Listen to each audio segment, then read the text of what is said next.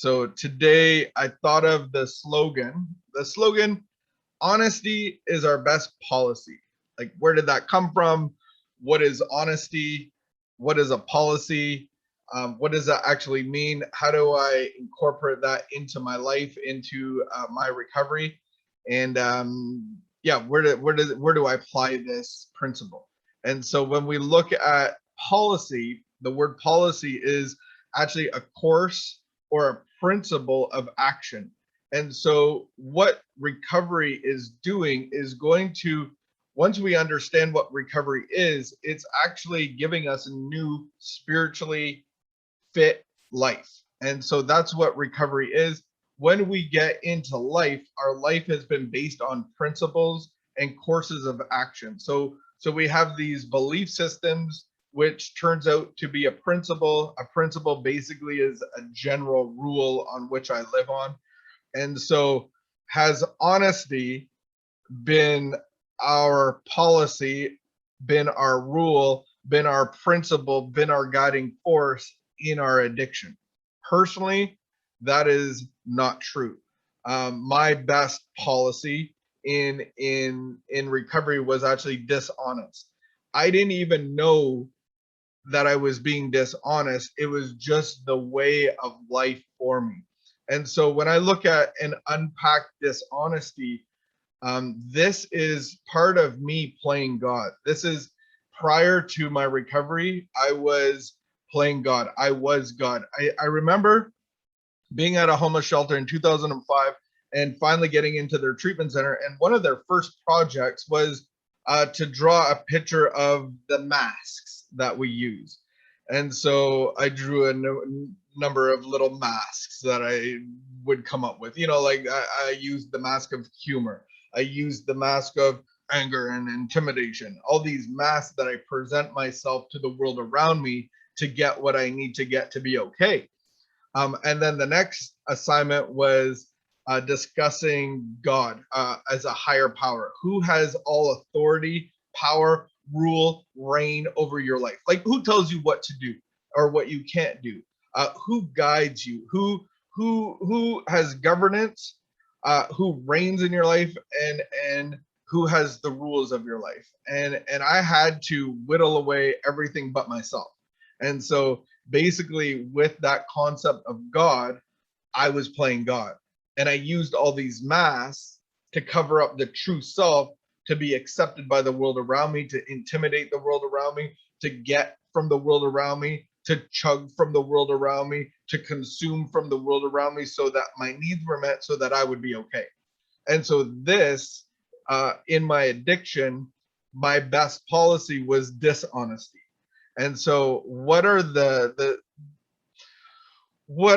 some of dishonest things that I do? Like, can I just go, oh, I'm just dishonest? Or is there classifications and categories of dishonesty? I've come up with probably 8 or 9. I'm sure there's more. I think a beautiful concept of dishonesty is actually omission. Especially even I can carry that concept in recovery, and I omit things to the people around me. I would rather not tell you this part of me. If I told you this part of me, it would cloud how you think of me or how you look at me. And so I'm not going to be super vocal about this part of me. Omission. I omit things from to the world around me, to authority especially. Why would I tell everything? I come from that school, the old school of snitches get stitches, all of those kind of things. The whole rat thing is like, so I would rather omit things than be totally honest. But omission is actually part of dishonesty, because I am actually playing God with that. There's things that I would rather you not know and know. I understand that there is um, discernment, especially when it comes to children. There's probably things that you're going to omit, but you're the parent, they're the child. It's a different relationship. But I choose to play God by omitting things. I want you to know certain things and not know certain things. Minimization is another way of dishonesty. Cheating is a form of dishonesty, I think of a simple thing. I am trying to be a better human being in my physical. I know that my physical affects my emotional. I know my emotional affects my spiritual, and so I can start taking care of myself physically, doing a little workout, doing intermittent fasting. I don't eat gluten and processed sugar to the best of my ability. And then when I get around certain people, I'm like, okay, I don't partake in this type of food. And they go, come on, man, everybody needs a cheat day in a week. And I'm like, could it be a cheat day in a month? Could it be a cheat day in a week? Like, or could I cheat every day? Like, so part of this is actually being dishonest and going like, cheating is acceptable. And I'm not talking about the spiritual principle of progress and not perfection. But to actually claim a cheat day, maybe that's something that I would want to address in my own life. I'm not pushing that on anybody else. I understand the concept of it. But if I adhere to that principle that I can cheat, am I cheating the world around me, or am I actually just cheating myself? So honesty actually starts with myself. How about bribery? Actually giving something to somebody in order to change their mind or to convince them otherwise. Conspiracy, conspiring to do something with like it's almost like a premeditated thing. Fabrication, just pulling stuff out of thin air. I was a great fabricator. I was a great fabricator in my own recovery journey at the very beginning. I like to, there's a story, but I like to embellish it. So I fabricate a little bit more. I was a little bit badder. I did a little bit more of this and I did a little bit more of that. And I fabricate these stories so that you see how cool or how bad I was in my recovery, in my addiction. And it's just, it's just fabricating this persona that I would like to for you to receive, because I think that you'll see me better or be more intimidated of me or be more kind to me or whatever it is. And then another form of dishonesty is straight up plagiarism, copying somebody. I'm going to cut and paste everything that I say. I'm going to cut and paste. Yeah, I'm just going to quote people, say it's my own, that kind of thing. And then collusion. And so these are some simple forms of dishonesty that I can actually carry into my recovery. I can carry into every day. I think the person that I'm most dishonest with today is actually myself. There's things that I want to do on an emotional, physical, and spiritual level, and the only person that I don't do them to is myself. Well, I sleep in a little bit too much. I eat a little bit of too much of that. I react emotionally to a home situation, that kind of thing. And this is really a form of me playing God, leaving God out of my life, and starting to act dishonesty. I start to come under the principle, the guiding force of dishonesty.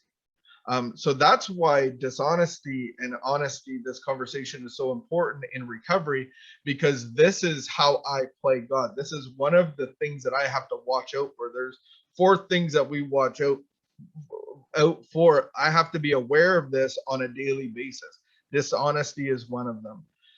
Resentment is another. Selfishness is another one of them, and self-centeredness. So these things are actually pointing me, giving me the ability to see where I'm actually playing God. So in recovery, how do I start to be honest? And I think when we come into recovery, for me anyway, was I was dishonest. And so how do I start to implement honesty? I think at the very most basic form of it is I come into agreement with the recovery process. So in step 1, it says, I'm powerless and my life's unmanageable.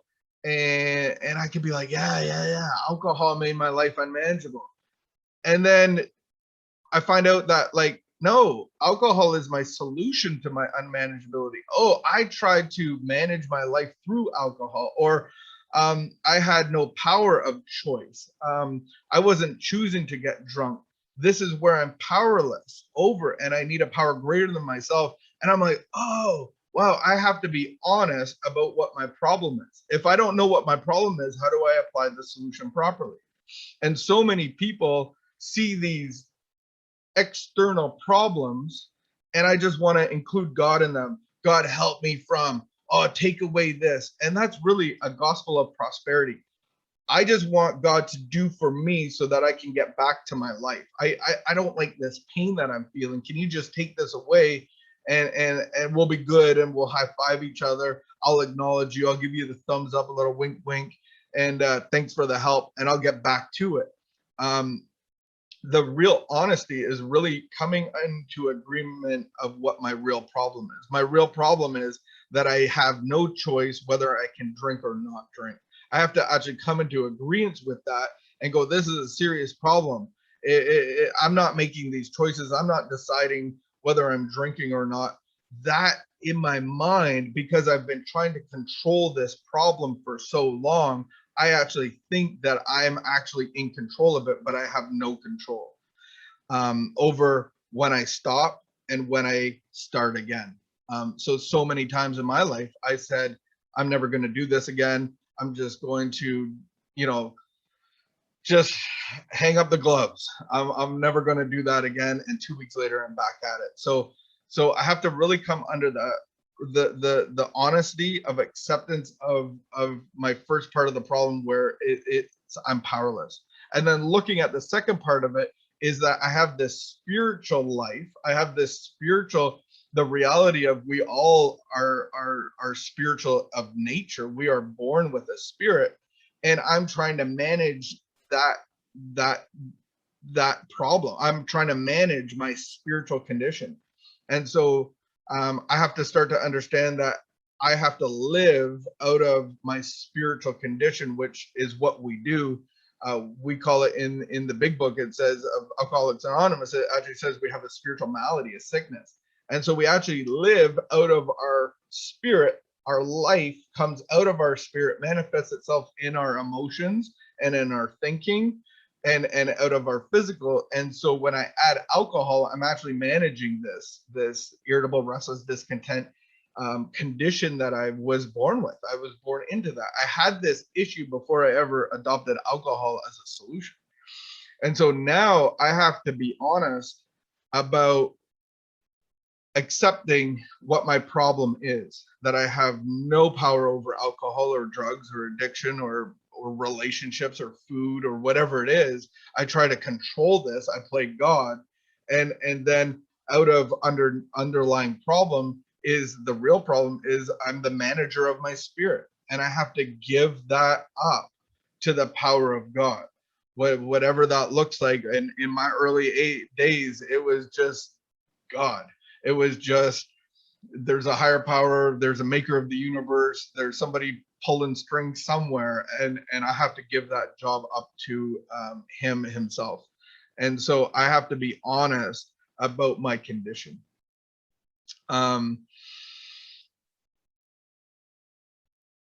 Yeah, and I think I have to continue the honesty throughout my recovery about my first step problem. And so everything has to come back to that of being honest in it, me playing God, because that's really what it's about. That's really what my problem is, that I play God and I get my results. And so 5 years down the road, 10 years down the road, I still have to be honest that on a daily basis, I wake up wanting to play God. I want to be the manager. I want to have all the responsibility. I want to be the father. I want to be independent from God. And that's what I found, is this is my exact nature. Just like my cell phone, I have to plug that in every day, every night. Daily, I have to plug in my spirit to God's spirit. And so that's really what I wanted to be honest about. And then honesty has to lead to somewhere. So I can, in recovery, I want my honesty to lead into willingness to accept the solution. And so I have to be honest what the problem is. I have to be willing to accept the solution, and willingness is what we see in step 2. And so this is the progression of my recovery journey. So honesty leading to willingness to do something about it, which will lead to being open-minded. I really had to come into that understanding of, if I'm thoroughly honest with my problem, I have to be willing to accept a solution outside of me. I call him God. He is my father. He is my employer. He is my principal. I'm his agent. All of those concepts of God, I'm willing for him to run my life. And then I have to be open-minded enough. In my third step requirement, requires me to be open-minded, of letting God be the director, letting God be um, um, building my life for me. And that was a massive transition that my mind had to really be clear of, is what does life look like in recovery? And so alcohol gave me a life. Now recovery has to give me a life. And today my life looks very different than how I ran my life, even as a job, even as a career, all of those things. I really have to be open-mindedness. So honesty needs to lead to willingness, which leads to open-mindedness. And I just wanted to, in my morning meditation today, I was reading with my sponsor out of page 123, and we're going through this.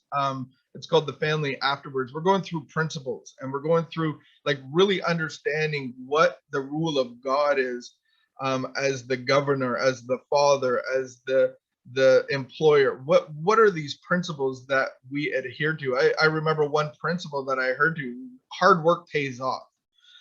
In our morning devotional today, it was all about easy does it. So does easy does it pay off, or does hard work pay off? And so you get this conflictual thing, just something so simple like that. All of a sudden, it's like blowing my mind. It's like, yeah, but hard work does pay off. And some of these old principles actually are there's some truth in them. But I have to always bring it back to being honest about what my problem is.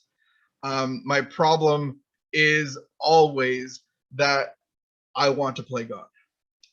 And so maybe easy does it, not reacting to the world around me, not being dishonest, not being selfish and self-centered and self-seeking. Maybe that is about being easy. So I'm just going to read the family thereafter, on page 123 at the bottom. Now and then the family will be plagued by scepters of the past. So that's the ghosts of the past, the memories of the past, the dark history. For the drinking career of almost every alcoholic has been marred by escapades, funny, humiliating, shameful, or tragic. The first impulse, so when the family unit gets back together, the first impulse will be to bury those skeletons in a dark closet and padlock the door. This is contrary to the recovery process. So the new principle that we want to adopt here on page 64 is face and be rid of these things, not bury the skeletons in the dark closet. We actually have to be face and be rid of them. The family may be possessed by the idea, not just might have an idea, but actually being possessed, that the future happiness can be based on only forgetfulness of the past. And so this is contrary. This is the life of addiction of all of these principles in the family of origin. And so they're saying that the happiness that we can have when dad gets sober, or whatever family member gets sober, can only be based on forgetfulness of the past. We just have to forgive and forget. The reality is, we don't need to forgive and forget. We need to be in a place of neutrality from all of the hurt and the pain addiction has caused. And so the goal isn't to forgive and forget. The goal is that God will place our hearts in neutrality, in a position of neutrality, of acceptance, of love and tolerance to the world around me. And I get my happiness not about forgetfulness of the past. I get my happiness by being connected to God and letting him be the father and me be the child. We think that such a view is self-centered and in direct conflict with the new way of life. So everything in the family of origin thinking this way is actually self-centeredness, and in direct conflict with the new way of living. What's the new way of living? Living the spiritual life. The spiritual life is clean house, trust God, help others, be of maximum service to the world around us, live the message that we get to pass on. All of those things. This is the new way of living, the guiding principles, and policies of what we're adapting in this new life. So we can't do this as a rebuild. They talk about the buildings will be eventually replaced by finer ones. The old buildings will eventually be replaced by finer ones. On page 63, it says we are reborn. This isn't a restoration project. This is a cleansing, a clearing, a destruction, and a rebuilding process. So this isn't about working against all of these dishonest behaviors or all of these principles and policies that we've come to adopt in our addiction. This is about having the slate clean and God putting inside of us, rebirthing inside of us a whole new set of principles, a whole new set of living, a whole new connection spiritually to Him. And that's where we get to live our life, which is going to be productive, it's going to be purposeful, and it's going to have meaning. And it's going to look different from our old life. So that is my conversation for today. Honesty is our best policy. Thanks, guys.